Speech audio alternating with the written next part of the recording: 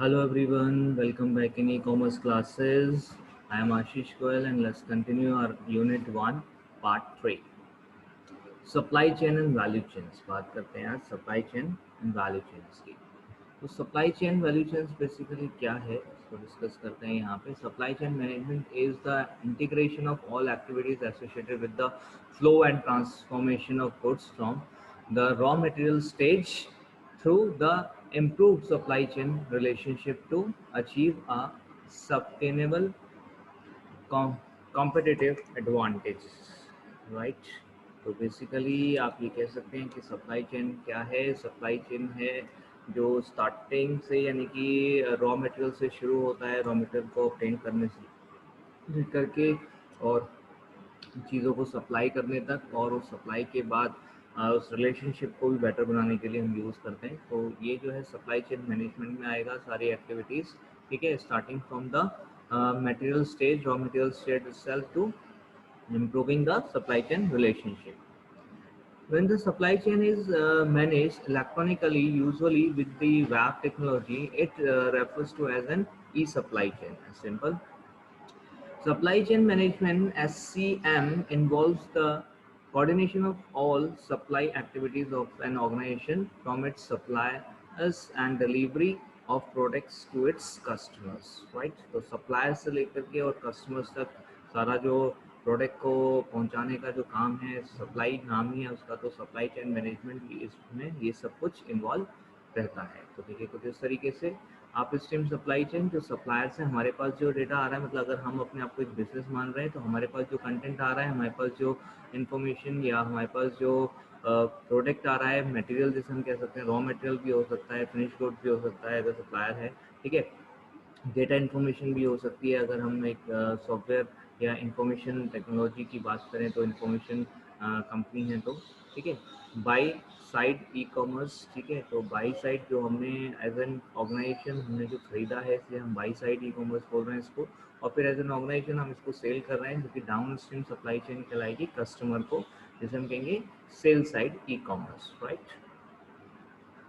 ठीक है, इसे थोड़ा और डिटेल में समझें तो यहाँ पर क्या है. तो जैसे आप स्ट्रीम सप्लाई चेन की अगर हम बात करें तो आप स्ट्रीम सप्लाई चेन में इनबाउंड लॉजिस्टिक यूज़ हो रही है, जिसमें इंटरमीडिएटरीज हैं सप्लायर से लेकर हमारे ऑर्गेनाइजेशन तक. ठीक है, सेम वे हमारे ऑर्गेनाइजेशन से कस्टमर के बीच में भी इंटरमीडिएटरी जो हो सकते हैं, लाइक कोई भी शॉपकीपर्स, जैसे हमारी ऑर्गेनाइजेशन है तो उसके लिए डीलर्स होंगे, शॉपकीपर्स होंगे, लाइक दैट. ठीक है, ये आउटलेट्स होंगे, तो वो हमारे इंटरमीडिएटरीज कहलाएंगे जो कि कस्टमर्स के साथ डील करेंगे, even the salesman also. Right, तो ये आउटबाउंड लॉजिस्टिक्स कहलाएगा. Success of an e-supply chain depends on the following factors, like ability of all supply chain partners to view the partner collaboration as an strategic assets. Okay? Information visibility along the entire supply chain. Right. Next is your speed, cost, quality, and customer service. Integrating the supply chain more tightly. ये कुछ factors हैं जो कि हमारे supply chain management को और better बनाएंगे, उसकी सक्सेस में बहुत बड़ा रोल जिनका होगा. Benefit of supply chain in e commerce. तो ई कॉमर्स में सप्लाई चेन का बेनिफिट क्या है. तो ऑर्डर टेकिंग, या सपोज अगर हम बेनिफिट लेने की बात कर रहे हैं सप्लाई चेन की, तो यस, ऑर्डर टेकिंग हम इजीली कर सकते हैं.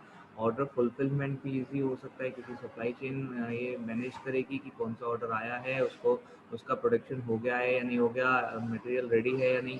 अगर गुड्स मटेरियल रेडी है तो फिर आकर उसको डिस्पैच करना है, लाइक दैट. तो सप्लाई चेन मैनेजमेंट पूरा देखेगा.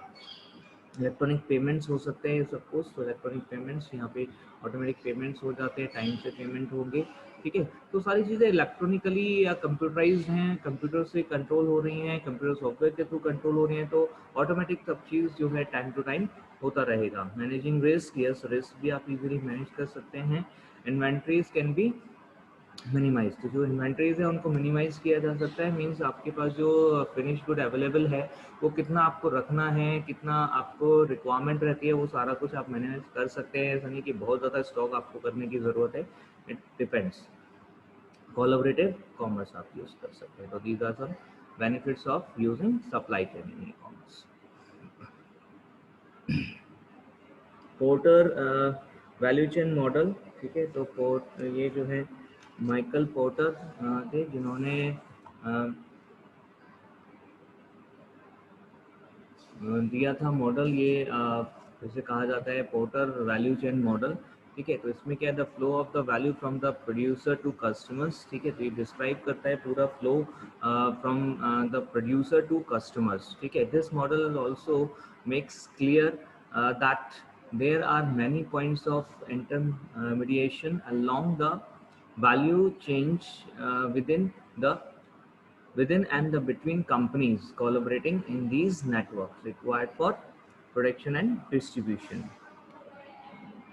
Okay, there are two broad categories of value activities: primary activities and support activities. What are the primary activities we have? Primary activities में एक्टिविटीज़ आती हैं जैसे कि जो प्रोडक्ट एंड सर्विस जो आप प्रोड्यूस कर रहे हैं वो उसका प्रोडक्शन, ठीक है, एंड उसकी marketing, delivery and after sale support, ये सारे के सारे प्राइमरी एक्टिविटीज़ में आएंगे, ठीक है। जैसे कि इनबाउंड लॉजिस्टिक, जो आपके पास आ रहा है प्रोडक्ट, वो उसका स्टोरेज, उसका इनफ्लो, ठीक है, मटेरियल हैंडलिंग, वो सारे चीज़ें, इन्वेंट्री एक्सेट्रा, ठीक है। एंड ऑपरेशंस, ये सपोज जो भी प्रोडक्ट बनाने के लिए हमें ऑपरेशंस परफॉर्म करने हैं, दैट ट्रांसफॉर्मेशन, दैट ऑपरेशंस, ठीक है। आउटबाउंड लॉजिस्टिक, या आपके पास जो फिनिश गुड रेडी हो गया उसको कस्टमर तक पहुंचाने का काम, outbound logistic. Marketing and sales, advertising, sales promotion etcetera, ये सारी चीज़ भी हम प्राइमरी एक्टिविटीज़ में रखेंगे। एंड ऑफकोर्स लाइक सर्विस, चूँकि आफ्टर सेल सर्विस है, repairing, training, supply of parts, अगर कोई भी ऐसा आपका प्रोडक्ट है जिसमें पार्ट्स लगते हैं, जैसे ये ऑटो इंडस्ट्री में बहुत ज़्यादा होता है। तो ऑटोमोबाइल इंडस्ट्री में पार्ट्स जो है सब बहुत इंपॉर्टेंट रोल प्ले करते हैं। तो पार्ट्स अवेलेबिलिटी बहुत ज़रूरी है जिससे कि आपका प्रोडक्ट जो है आगे भी यूज़ किया जा सके।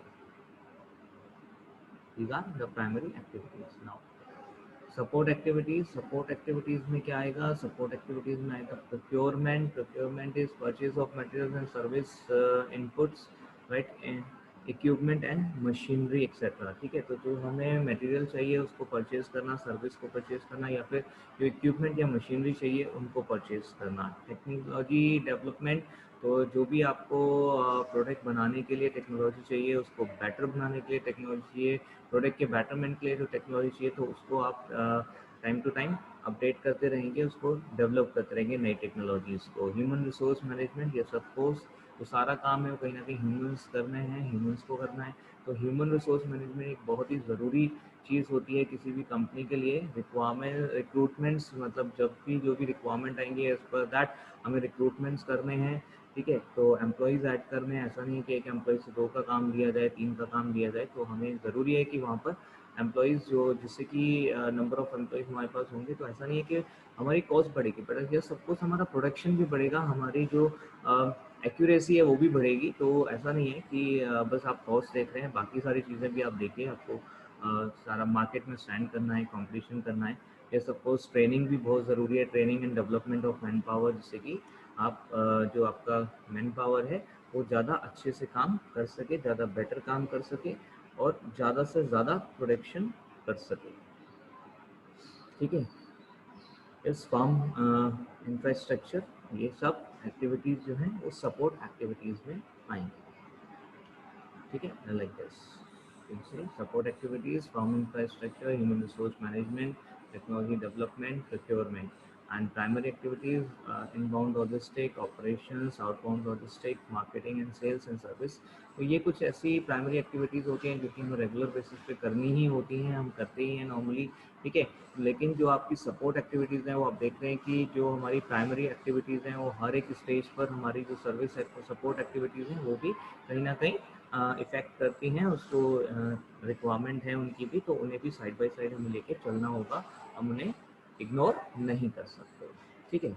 Now inter organizational value chains. तो इंटर ऑर्गेनाइजेशनल वैल्यू चेन्स क्या है?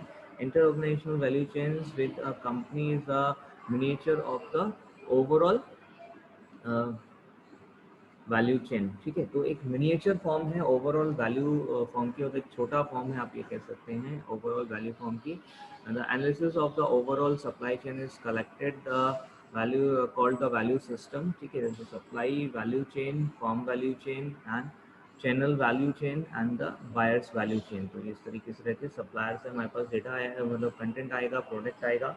ठीक है, फर्म वैल्यू चेन, फार्म के अंदर की एक वैल्यू चेन होगी जो कि उस प्रोडक्ट को, जो मटेरियल आया उसको एक फिनिश प्रोडक्ट, एक कंप्लीट प्रोडक्ट बनाने में काम आएगा. फिर उसके बाद हमारा जो सप्लाई चेन है, ठीक है, जो वैल्यू चेन है, जो कि चैनल, जो कि हमारे लिए हमारे प्रोडक्ट को कस्टमर्स तक पहुंचाएगा. End buyer finally that customers who are actually buying the product.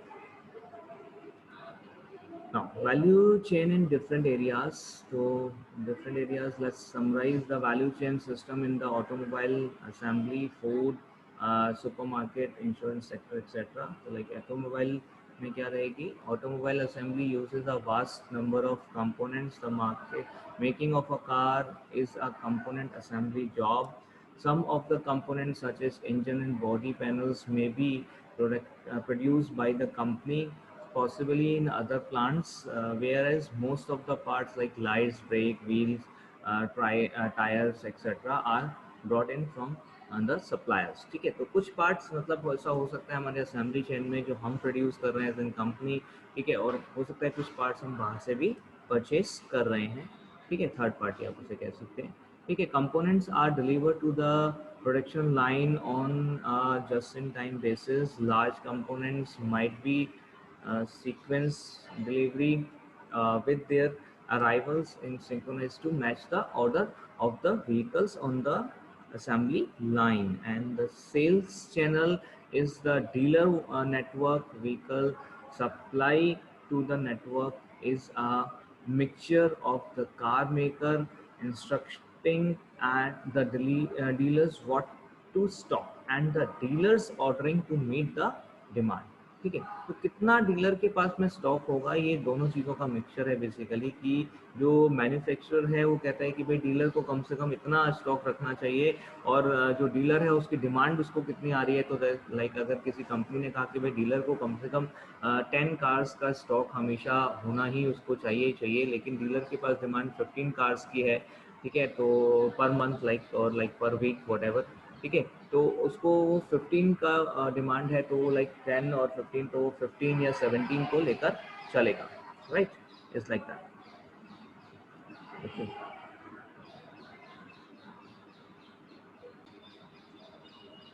Alright. See, this is how we can see what is happening. तो कंपोनेंट सप्लाईज, यहाँ पर आपकी इंटरनल सप्लाईज हैं, बाहर से जो कंपोनेंट सप्लाई हो रही है, व्हीकल असेंबली, उसके बाद डीलर नेटवर्क के पास जा रहा है डेटा, और मतलब जो प्रोडक्ट बन चुका है और वो फिर कंज्यूमर के पास पहुँच रहा है.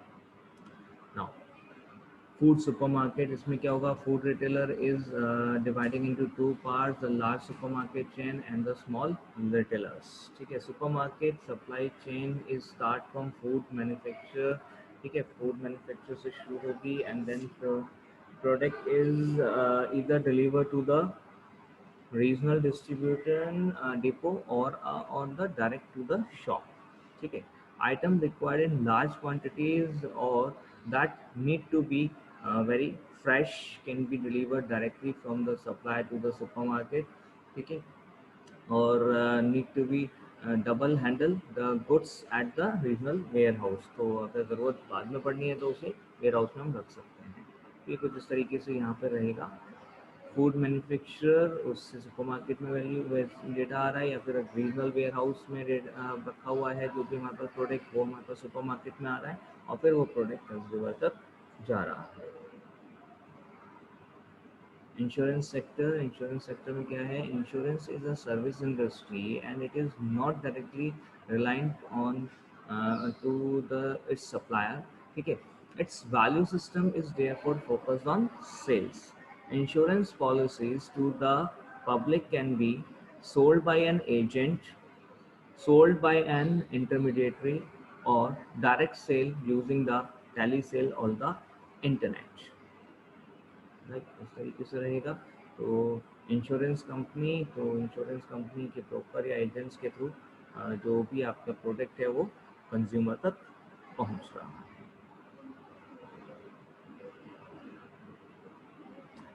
Now, value chain in organization. An organization needs to analyze its own value chain, and it should supply similar techniques to its overall value system. The organization needs to establish which of its inter-organizational relationships working well and providing profit, and which fail to achieve appropriate level of quality and prices. The linkage in the value system has to be managed, uh, including following aims to accomplish, like pre-sale, finding supplier and agreeing terms, right? तो ये हमें ध्यान रखना है.